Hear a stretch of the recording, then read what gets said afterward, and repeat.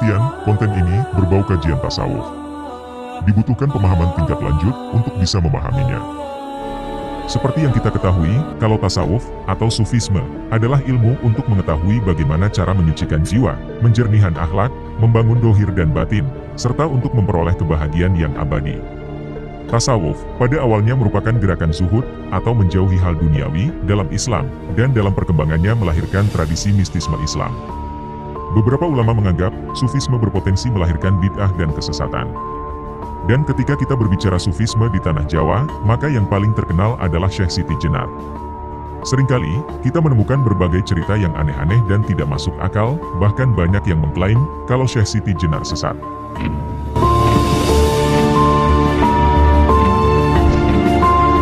Para wali dan ulama di wilayah kekuasaan Demak kala itu, termasuk Syekh Siti Jenar, hanya diberi kewenangan mengajarkan syahadat dan tauhid. Sementara, Siti Jenar dikabarkan sudah berani memberikan materi tentang ilmu makrifat dan hakikat. Pandangan Syekh Siti Jenar dianggap mengancam proses tumbuh kembang Islam yang sedang subur-suburnya di Jawa, selepas runtuhnya Majapahit. Apalagi, Syekh Siti Jenar punya banyak murid dan pengikut, yang beberapa di antaranya cukup berpengaruh. Mari kita mulai yang ringan-ringan dulu tentang fitnah yang beredar, sebelum masuk ke pembahasan ajarannya, yang ternyata itu adalah ajaran futuristik yang melampaui zamannya. Di dalam salah satu tulisannya, Ustadz Shohibul Faroji Al-Robbani mencatat, setidaknya ada 5 kesalahan sejarah tentang Syekh Siti Jenar. Fitnah pertama, menganggap bahwa Syekh Siti Jenar berasal dari cacing. Sejarah ini bertentangan dengan akal sehat manusia, dan juga sunnatullah dalam syariat Islam. Tidak ada bukti referensi yang kuat bahwa Syekh Siti Jenar berasal dari cacing. Ini adalah sejarah bohong. Syekh Siti Jenar adalah manusia biasa, beliau dilahirkan di Persia pada tahun 1404 Masehi, dengan nama Sayyid Hasan Ali Al-Husaini. Ayahnya bernama Sayyid Sholih, yang pernah menjadi mufti Malaka di masa pemerintahan Sultan Muhammad Iskandar Shah. Dalam sebuah naskah klasik Serat Candaki pun riwayat Jati, cerita yang masih sangat populer tersebut, dibantah secara tegas. Artinya, adapun diceritakan kalau lemah bang itu berasal dari cacing, itu salah. Sebenarnya ia memang manusia, yang akrab dengan rakyat jelata, bertempat tinggal di desa Lemah Abang. Fitnah kedua, ajaran Manunggaling Kawula Gusti, yang diidentikan kepada Syekh Siti Jenar oleh beberapa penulis sejarah, adalah bohong, tidak berdasar, alias ngawur. Istilah itu berasal dari kitab-kitab primbon Jawa, yang dimaknai secara serampangan. Padahal, dalam suluk Syekh Siti Jenar, beliau menggunakan kalimat Fana wal Baqo. Fana wal Baqo sangat berbeda penafsirannya dengan Manunggaling Kawula Gusti. Istilah ini merupakan ajaran tauhid yang merujuk pada firman Allah surat Al-Qasas ayat 88, "Kullu syai'in halikun illa wajhahu." Artinya, segala sesuatu itu akan rusak dan binasa kecuali zat Allah. Syekh Siti Jenar adalah penganut ajaran tauhid sejati, tauhid Fana wal Baqo, tauhid Qur'ani, dan tauhid syar'i. Sedangkan dalam ilmu fikih Islam, Siti Jenar muda berguru kepada Sunan Ampel selama 8 tahun. Dan belajar ilmu usuluddin kepada Sunan Gunung Jati selama 2 tahun. Video ini nanti akan membahasnya secara gamblang, apa dan bagaimana ajaran Fana wal Baqo itu bisa relevan dengan penjelasan ilmu pengetahuan zaman sekarang. Fitnah ketiga, dalam beberapa buku diceritakan bahwa Syekh Siti Jenar meninggalkan sholat, puasa Ramadan, sholat Jumat, haji dan sebagainya. Syekh Burhanpuri, dalam risalah Burhanpuri halaman 19 membantahnya. Ia berkata, "Saya berguru kepada Syekh Siti Jenar selama 9 tahun, saya melihat dengan mata kepala saya sendiri, bahwa dia adalah pengamal syariat Islam sejati, bahkan sholat sunnah yang dilakukan Syekh Siti Jenar adalah lebih banyak daripada manusia biasa. Tidak pernah bibirnya berhenti berzikir, Allah, Allah, Allah, dan membaca sholawat Nabi. Tidak pernah ia putus puasa Daud, Senin Kamis, puasa Yaumul Bid, dan tidak pernah saya melihat dia meninggalkan sholat Jumat." Fitnah keempat, beberapa penulis telah menulis bahwa kematian Syekh Siti Jenar, mayatnya berubah menjadi anjing. Ini adalah suatu penghinaan kepada seorang waliullah, seorang cucu Nabi Muhammad. Dalam teori antropologi atau biologi molekuler bahkan biologi kuantum sekalipun, manusia lahir dari manusia, dan akan wafat sebagai manusia. Berdasarkan riwayat para habaib, ulama, kiai, dan ajengan yang terpercaya kewaroannya, mereka berkata bahwa Syekh Siti Jenar meninggal dalam kondisi sedang bersujud di pengimaman Masjid Agung Cirebon setelah sholat tahajud. Para santri baru mengetahuinya saat akan melaksanakan sholat subuh. Fitnah kelima, cerita bahwa Syekh Siti Jenar dibunuh oleh 9 wali adalah bohong, tidak memiliki literatur primer. Cerita itu hanyalah cerita fiktif yang ditambah-tambahi agar kelihatan dahsyat dan laris bila dijadikan film atau sinetron. Wali Songo adalah penegak syariat Islam di tanah Jawa. Padahal, dalam Maqasidus Syariah diajarkan bahwa Islam itu memelihara kehidupan atau hifzun nasal wal haya. Tidak boleh membunuh seorang jiwa yang mukmin yang di dalam hatinya ada iman kepada Allah. Tidaklah mungkin 9 waliullah yang suci dari keturunan Nabi Muhammad akan membunuh waliullah dari keturunan yang sama. Ini tidak bisa diterima akal sehat. Penghancuran sejarah ini, menurut ahli sejarah Islam Indonesia, Profesor Dr. Azyumardi Asra, adalah ulah penjajah Belanda untuk memecah belah umat Islam, agar selalu bertikai antara Sunni dengan Syiah, antara ulama syariat dengan ulama hakikat. Bahkan, penjajah Belanda telah mengklasifikasikan umat Islam Indonesia dengan politik divide et impera, atau politik pecah belah, dengan 3 kelas. 1. Kelas santri, diidentikan dengan 9 wali. 2. Kelas priai, diidentikan dengan Raden Fatah, Sultan Demak. 3. Kelas abangan, diidentikan dengan Syekh Siti Jenar. Sekarang, mari kita bahas secara gamblang. Berdasarkan cerita, sebuah momen yang menjadikan Syekh Siti Jenar disebut wali sesat, adalah ketika utusan dari Kesultanan Demak, mengundang Syekh Siti Jenar untuk diinterogasi mengenai ajaran-ajarannya yang dirasa nyeleneh kepada para santrinya. Namun ketika dipanggil, dari luar ruangan, ada suara yang menjawab dari tubuh Syekh Siti Jenar, yang kalimatnya, Siti Jenar tidak ada, yang ada Allah. Siapapun yang memiliki mindset terlalu sederhana, pasti akan menuduh, kalimat itu adalah sebuah pengakuan menyamakan diri dengan Tuhan. Padahal, bukan itu maksudnya. Maksudnya adalah manunggal, bukan menyamakan antara Tuhan dengan makhluk. Saya ulangi, manunggal, bukan berarti sama. Contohnya ketika sembahyang, bukankah sangat bagus ketika kita menghayati setiap bacaan ayat yang kita baca? Nah sekarang bayangkan, jika kita membaca surat Az-Zariyat ayat 56-58, yang artinya berikut ini, tidaklah aku menciptakan jin dan manusia kecuali untuk beribadah kepadaku? Aku tidak menghendaki rezeki sedikit pun dari mereka, dan tidak menghendaki agar mereka memberi makan kepadaku. Sesungguhnya, Allah lah Maha Pemberi rezeki, yang mempunyai kekuatan lagi sangat kukuh. Pada ayat ini, bisa kita lihat dalam terjemahannya ada kata aku. Nah, bila kita menghayati kalimat ini, apa yang terjadi? Sama saja, sebenarnya kita mengaku-ngaku sebagai Tuhan. Kalau kita mengatakan aku, kemana asosiasi kata aku itu?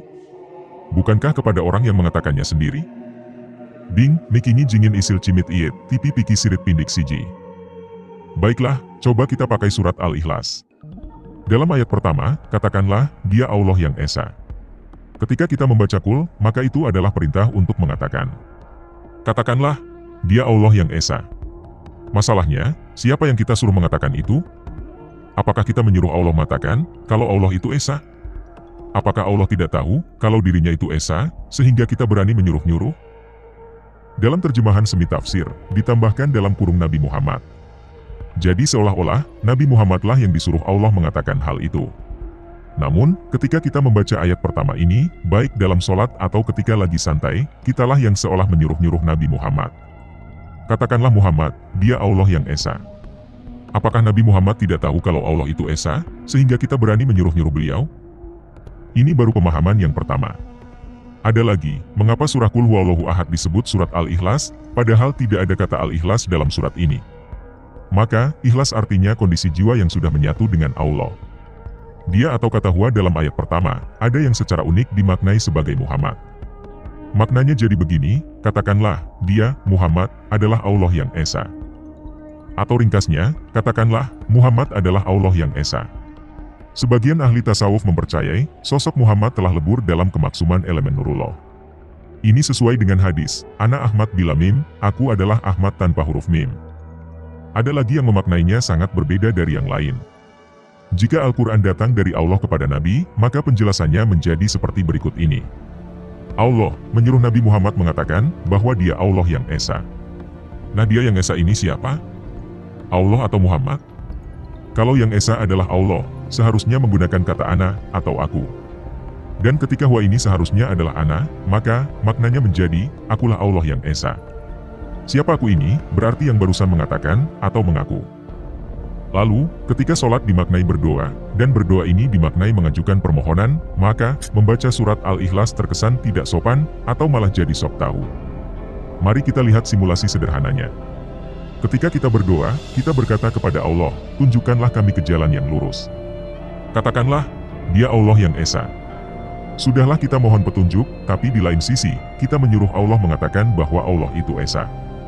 Padahal, Allah Maha Tahu, tidak usah kita beritahu kalau dirinya Esa, atau bahkan kita menyuruh mengatakannya. Kita kembali ke Syekh Siti Jenar. Sesungguhnya, dalam hal ini, Syekh Siti Jenar lebih mulia dari kita, karena saat beliau mengatakan, Siti Jenar tidak ada, yang ada Allah. Saat mengatakan itu, ego atau keakuan Syekh Siti Jenar menjadi lenyap.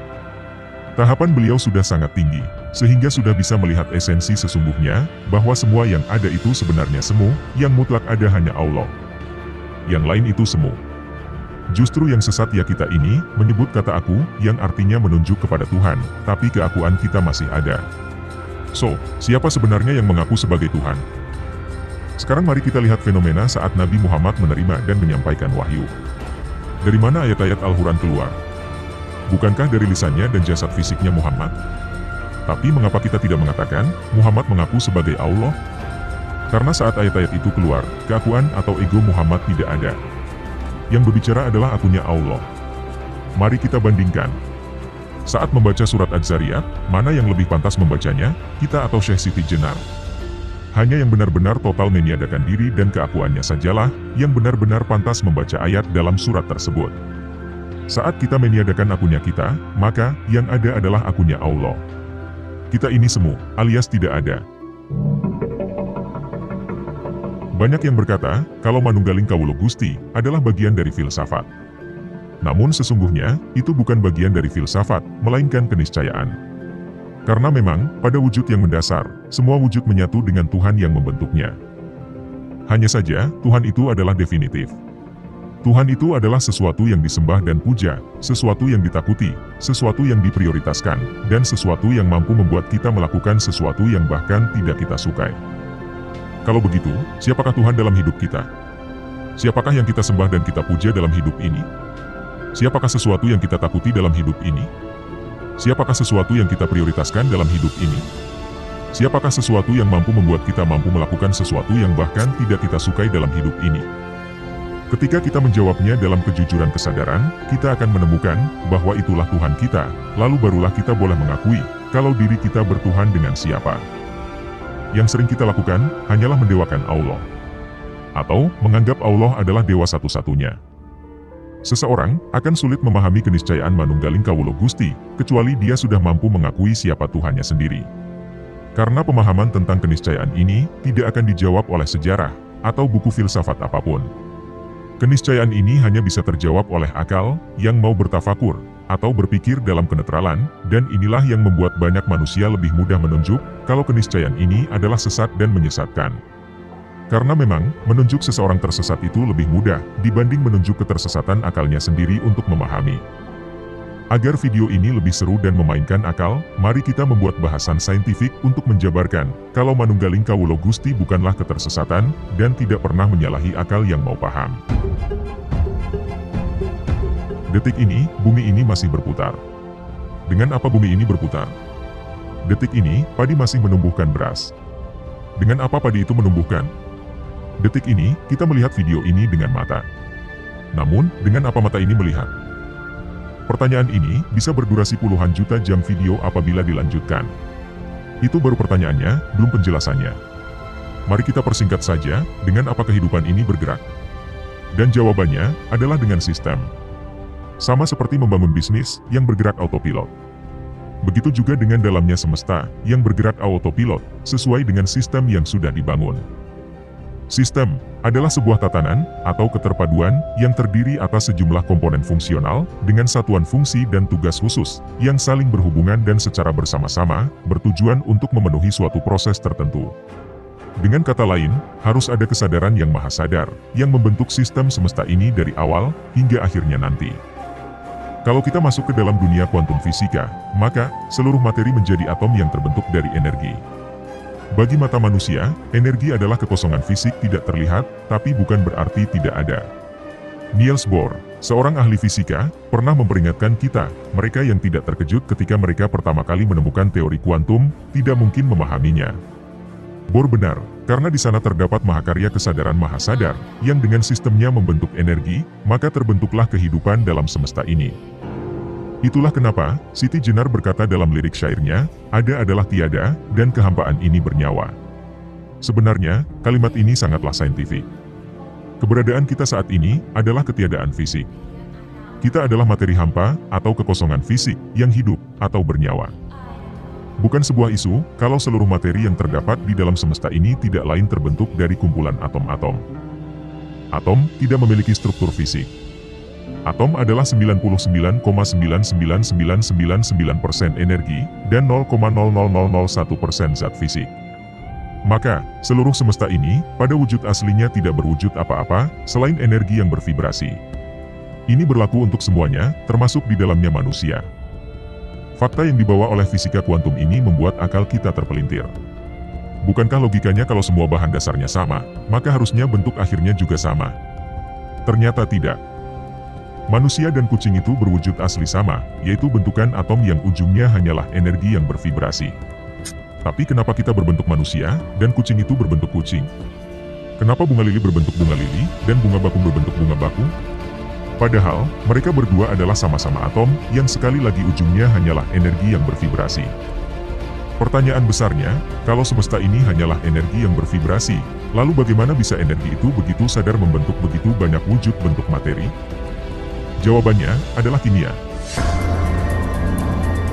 Meski atom terlihat seperti atom, namun atom memiliki dan membawa identitas dari wujud fisik yang kita lihat. Semua atom terbuat dari partikel tritunggal yang sama, yaitu proton, neutron, dan elektron.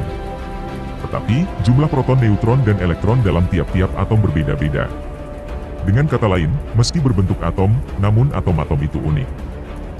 Ketika atom-atom unik ini bergabung dalam senyawa kimia, maka hasil dari gabungan itulah yang menentukan materi fisik yang kita lihat. Itulah yang membuat kita melihat apel sebagai apel, tangan sebagai tangan, dan bulan sebagai bulan.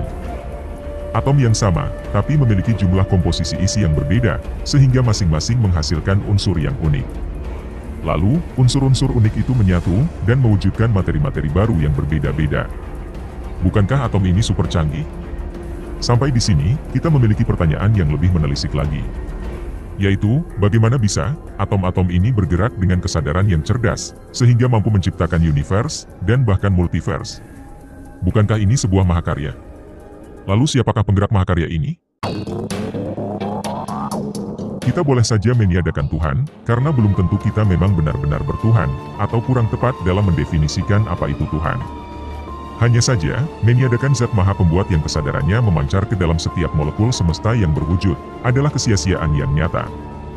Mari kita pikirkan, siapa yang memberi kesadaran kepada energi bervibrasi ini untuk saling membentuk atom-atom unik dan bergabung dalam senyawa kimia, yang dari unsur kimia itu muncullah sesuatu yang kita sebut air, tanah, udara, angin, matahari, bulan, bumi, hewan, tumbuhan, dan tubuh kita sekarang. Dari sistem yang dibentuk oleh kesadaran yang zat maha inilah, semua menyatu dan membentuk. Jelas manusia tidak akan pernah bisa terlepas dari tubuhnya. Kita berada di sini sekarang, melihat video ini, dan mencoba memikirkannya, adalah karena atom-atom kita telah sukses dibentuk oleh zat yang maha itu. Jadi, apakah kita masih bisa menyangkal, kalau kesadaran zat yang maha itu tidak ada?